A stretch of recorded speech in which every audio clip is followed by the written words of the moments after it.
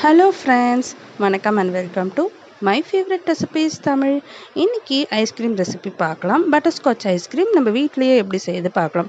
நம்ம நார்மலாக சாப்பிட்ற வெண்ணிலா ஐஸ்கிரீமை விட பட்டர்ஸ்காட்ச் ஐஸ்கிரீம் செம்ம டேஸ்ட்டாக இருக்கும் சாப்பிட்றதுக்கு. ஸோ கண்டிப்பாக ட்ரை பண்ணி பாருங்கள். இப்போ வாங்க எப்படி செய்யுது பார்க்கலாம். இந்த ஐஸ்கிரீம் செய்யறதுக்கு நமக்கு பால் தேவை. ஃபுல் ஃபேட் மில்க் எடுத்துக்கோங்க. இந்த பால் நம்ம பாத்திரத்தில் காசிடலாம்.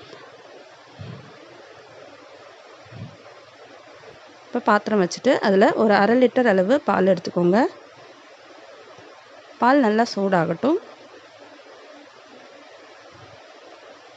ஸோ பால் நல்லா திக்காகிறதுக்காக நம்ம முந்திரி பருப்பு போட்டு அரைச்சிக்கலாம்.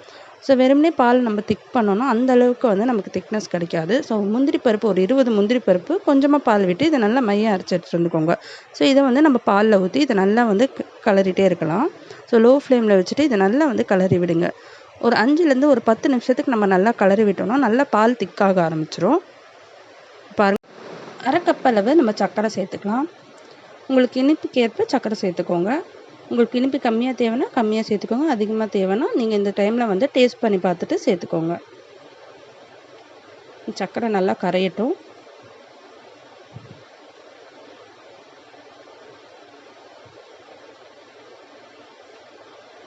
இப்போ நல்லா கரைஞ்சிருச்சு சர்க்கரை. இப்போ நம்ம செய்ய போகிறது பட்டர்ஸ்காட்ச் ஐஸ்கிரீம் இல்லையா, அதனால் ஒரு 2 டேபிள் ஸ்பூன் நம்ம பட்டர் சேர்த்துக்கலாம். நல்லா கலந்து விடுங்க. சேர்த்துட்டு பட்டர் சேர்த்துட்டு லோ ஃப்ளேமில் வச்சுக்கோங்க.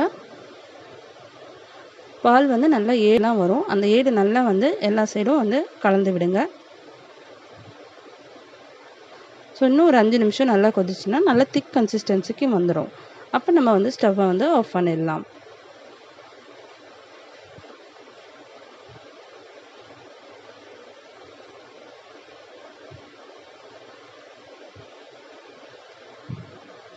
இப்போ ஸ்டவ்வை ஆஃப் பண்ணிடுங்க. ஸ்டவ்வை ஆஃப் பண்ணிவிட்டு நல்லா ஆற வச்சுருங்க. நல்லா ரூம் டெம்பரேச்சருக்கு வர அளவுக்கு நம்ம ஆற வச்சிடணும். ஸோ இந்த கன்சிஸ்டன்சியில் இருக்கணும். இப்போ இதை நம்ம மிக்ஸி ஜாரில் ஊற்றிட்டு இதை நல்லா அடித்து கொண்டு வந்துடலாம். நல்லா கிரைண்ட் பண்ணி எடுத்துகிட்டு வந்துக்கோங்க. இந்த மாதிரி நல்லா தண்ணியாக இருக்கணும். இது இப்போ நம்ம கண்டெய்னரில் ஊற்றிடலாம். ஸோ எந்த பாக்ஸில் நம்ம ஐஸ்கிரீம் ஸ்டோர் பண்ண போகிறோமோ அந்த பாக்ஸில் இதை ஊற்றிட்டு இப்போ இதுக்கு மேலே நம்ம நட்ஸ் எல்லாம் கேரமல் செஞ்சு போட்டுடலாம்.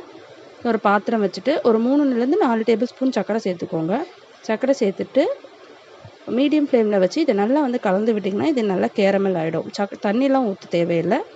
நார்மலாகவே சர்க்கரை நல்லா கரைஞ்சிரும். கரைஞ்சிச்சின்னா இந்த கலர் வந்துடும்.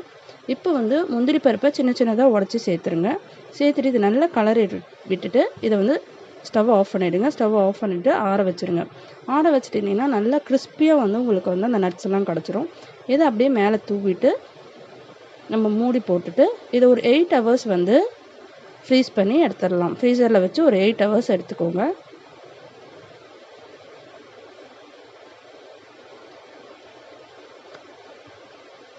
இதை மூடி போட்டு இதை அப்படியே ஃப்ரீசரில் வச்சிடலாம். இப்போ 8 ஹவர்ஸ் ஆகிடுச்சு. பாருங்கள், சூப்பராக ஐஸ்கிரீம் ரெடி ஆகிடுச்சு.